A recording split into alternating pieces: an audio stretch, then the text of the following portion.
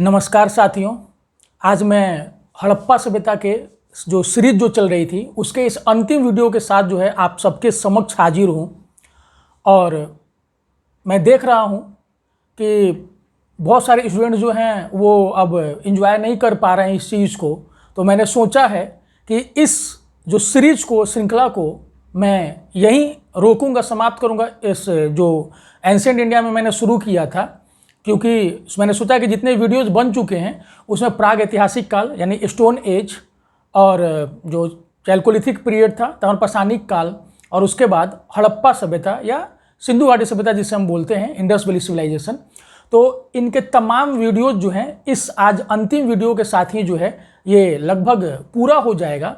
तो उसके बाद मैंने सोचा है साथियों कि जो अलग अलग टॉपिक्स होंगे अलग अलग सब्जेक्ट के, जैसे हिस्ट्री के ही या जियोग्राफी के या इंडियन पॉलिटी और अन्य जो करंट अफेयर से या रिलेटेड कोई भी इंपॉर्टेंट टॉपिक्स होंगे, मैं उन सब से रिलेटेड जो है वीडियोस वो डाला करूँगा।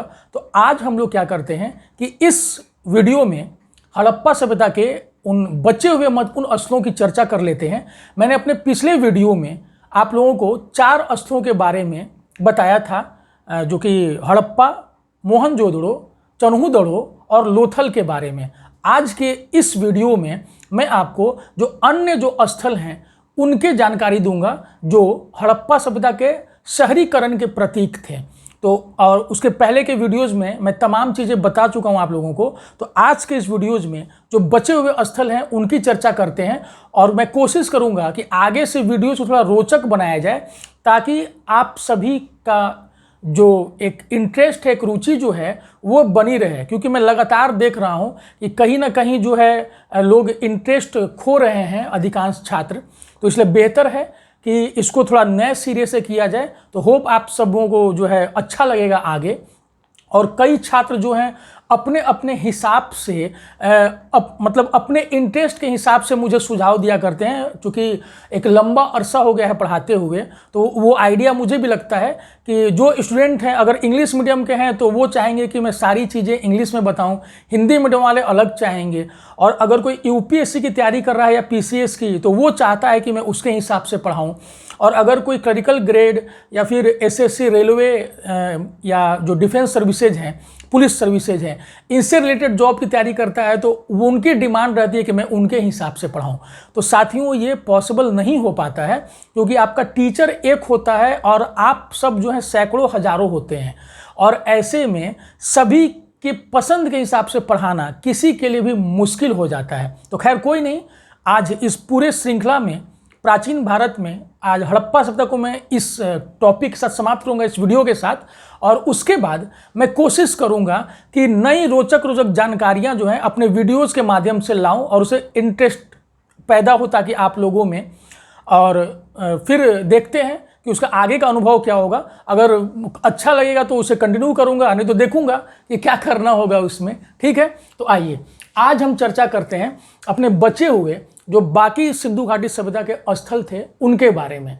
तो जैसा कि आप लोग देख रहे होंगे कि पिछले वीडियोस में मैंने 4 स्थलों के बारे में बताया था। आज हम शुरुआत करते हैं जो 5वें नंबर पर मैंने जो यहाँ पे बताया, धौलावीरा। और धौलावीरा जो है वो घग्गर नदी, यानी कि जो मानते हैं जो लुप्त हो गई सरस्वती नदी है, कहीं ना कहीं उसका बचा हुआ जो हिस्सा मार्ग परिवर्तन के कारण, उसके सूख जाने के कारण आज जो भारत और पाकिस्तान में बहने वाली घग्गर हाकरा नदी, इसके कंबाइन फॉर्म को जो है हम लुप्त हो चुकी सरस्वती नदी के नाम से जानते हैं।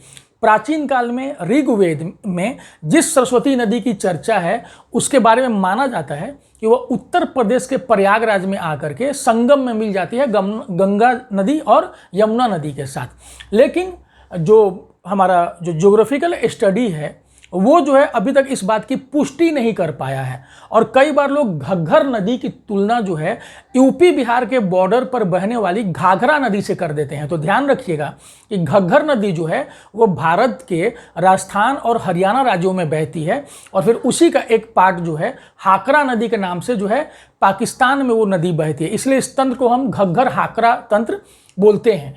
तो ये घग्गर नदी है, और यूपी बिहार के बॉर्डर पर जो नदी है वो घाघरा नदी है। दोनों में अंतर है, इस चीज को ध्यान रखिएगा।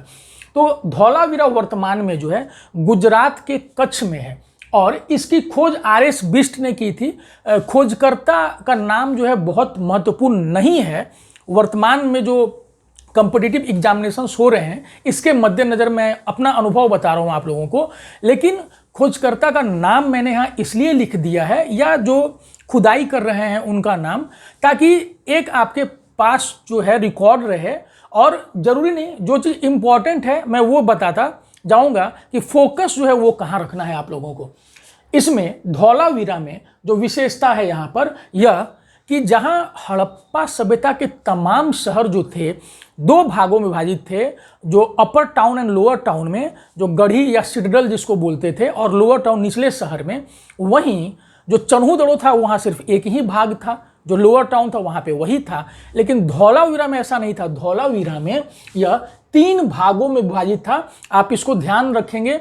इसके अलावा इसी धौलावीरा को हम राखी गढ़ी के बाद जो भारत में मिले जितने हड़प्पा सभ्यता के स्थल हैं उसमें धौलावीरा दूसरा सबसे बड़ा है। आप इसको ध्यान में रखेंगे। मैंने यहाँ लिखा नहीं है, लेकिन इसलिए मैं कोशिश करता हूँ कि आप वीडियो लेक्चर जो है वो पूरा सुना करें।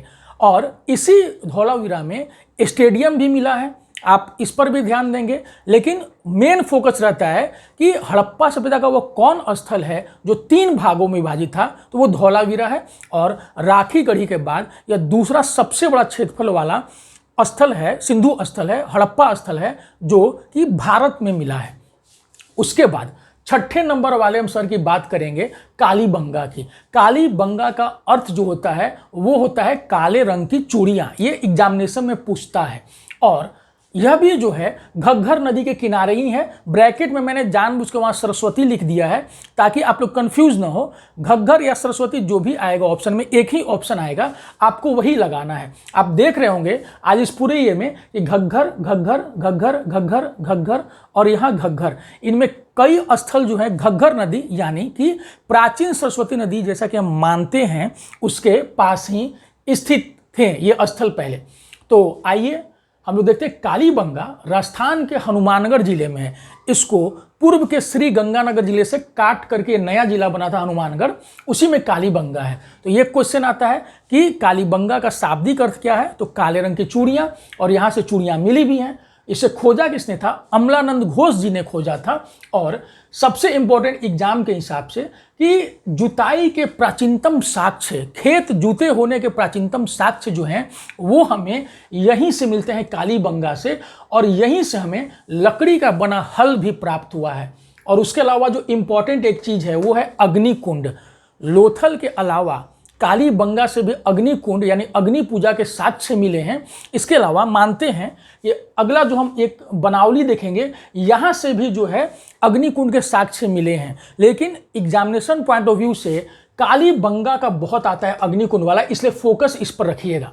इसके अलावा राखी गढ़ी 7वां, राखी गढ़ी हरियाणा के हिसार जिले में है और यह भी घग्घर नदी के किनारे ही है। आप देखेंगे मैंने आपको बताया था कि जो भारत का जो पश्चिमी हिस्सा है, गुजरात, राजस्थान, हरियाणा, इन सब में ये नदी आपको घग्घर नदी बहती है, जिसे कि हम प्राचीन सरस्वती नदी से जोड़ करके देखते हैं। तो राखी गढ़ी जो है वो हिसार हरियाणा में है, घग्घर नदी के किनारे है। इसे सूरजभान महोदय ने खोजा था और भारत में यह सबसे बड़ा हड़प्पा स्थल है। इसके बारे में आप याद रखिएगा, एग्जामिनेशन में पूछता है। और हाल ही में 1.5-2 साल पहले राखी गढ़ी में 2 टीले और मिले हैं, जिससे 2 साल पहले नहीं, 2013-14 के आसपास, मतलब आज से 6-7 साल पहले। तो माना जाता है कि राखी गढ़ी असल में जो हड़प्पा सभ्यता का सबसे बड़ा स्थल था मोहनजोदड़ो, उससे भी बड़ा था। तो इसको ध्यान में रखिएगा। लेकिन फिलहाल तक क्वेश्चन आता है कि भारत में सबसे बड़ा हड़प्पा स्थल कौन था, तो राखी गढ़ी था। ये फोकस एरिया है, इस पर ध्यान रखेंगे। अब इसके अलावा हम आते हैं बनावली में। यह भी जो है घग्घर नदी के किनारे है, लेकिन यह हरियाणा के फतेहाबाद जिले में है। और इसकी खोज रविंदर सिंह बिष्ट ने की थी, आर.एस. बिष्ट ने की थी। यहाँ से हम देखेंगे कालीबंगा से लकड़ी का बना हल मिला, लेकिन बनावली से हमें मिट्टी का बना हल मिला है। और बनावली की एक और विशेषता क्या है कि यहाँ से हमें हड़प्पा का जो एक विकसित चरण था उसके पहले के चरण के भी साक्ष्य मिले हैं। जब हड़प्पा एकदम विकसित हो चुका था, मैच्योर फेज में था, उस समय के भी साक्ष्य हमें बनावली से मिले हैं। और हड़प्पा का जो शहरीकरण जब समाप्त हो गया, ये सभ्यता जो है समाप्त प्राय हो गई, तो भी जो है यहाँ से हम एक ग्रामीण अवशेष जो है उस समय के साक्ष्य पाते हैं। तो इसका इंपॉर्टेंस इस चीज़ में है कि हड़प्पा पूर्व, विकसित हड़प्पा और हड़प्पा पश्चात, that means pre Harappan, mature Harappan and post Harappan phase जो है चरण हमें यहाँ से मिले हैं। तो बस हमें बेसिक चीज़ों पर फोकस रखना है कि मिट्टी का बना हल कहाँ से मिला है, तो बनावली से मिला है, इसको ध्यान में रखेंगे, ये हरियाणा में है। और 9वां जो है वो सूरकोटड़ा, यह भी घग्गर नदी किनारे है और धौलावीरा से गुजरात के कच्छ में है। उसी तरह सूरकोटड़ा भी जो है गुजरात के कच्छ में है और इसकी खोज जेपी जोशी जी ने की थी। खोजकर्ता बहुत इंपॉर्टेंट नहीं है, केवल हड़प्पा और मोहनजोदड़ो के जो खोजकर्ता हैं उन्हीं का नाम आप लोग याद रखिएगा। ये मैं आप लोगों को एक सुझाव दे रहा हूँ। सबसे इंपॉर्टेंट सूरकोटड़ा में क्या है कि पूरे हड़प्पा सभ्यता के स्थलों में जहाँ घोड़े के अवशेष नहीं मिले थे, लोथल से लगता है कि घोड़े की एक मृण मूर्ति, मिट्टी की जो है मूर्ति घोड़े की बनी हुई, ऐसा प्रतीत होता है कि है। लेकिन सूरकोटड़ा एक ऐसा स्थल था जहाँ से घोड़े के अवशेष मिले हैं, घोड़े की हड्डियाँ मिली हैं, हॉर्स के रिमेन्स मिले हैं। तो ये एकमात्र स्थल, इसका मतलब कि हड़प्पा सभ्यता के लोग घोड़े से बहुत ज़्यादा परिचित नहीं थे, क्योंकि बाकी जगह से घोड़े के साक्ष्य नहीं मिले हैं, एविडेंसेज। याद कैसे रखेंगे? सूरकोटड़ा घोड़ा, सूरकोटड़ा घोड़ा। तो अगर कभी आएगा तो आप बिल्कुल यहाँ पर टिक लगा देंगे। अब इसके बाद रंगपुर, तो रंगपुर जो है यह भादर नदी के किनारे है। याद रखिएगा, लोथल के बारे में पूछता है किस नदी के किनारे है, तो वह भोगवा नदी के किनारे है और रंगपुर भादर नदी के किनारे है। और यह भी जो है अहमदाबाद जिले में, गुजरात में ही है, जिस प्रकार लोथल भी जो है गुजरात के अहमदाबाद जिले में है। और इसकी खोज एस.आर. राव साहब ने की थी, ठीक है, यह ध्यान दीजिएगा। और यहाँ से धान की भूसी यानी राइस हस्क जो हैं वो मिले हैं। तो ये क्वेश्चन पूछता है कि धान की भूसी के ढेर कहाँ से मिले हैं, तो 2 जगहों से मिले हैं और दोनों ही गुजरात के अहमदाबाद जिले में हैं, वो लोथल और रंगपुर। मैं पहले भी लोथल वाले पिछले वीडियो में मैं बता चुका हूँ इस बात को। तो राइस हस्क यानी धान की भूसी जो है वो हमें कहाँ से मिले हैं?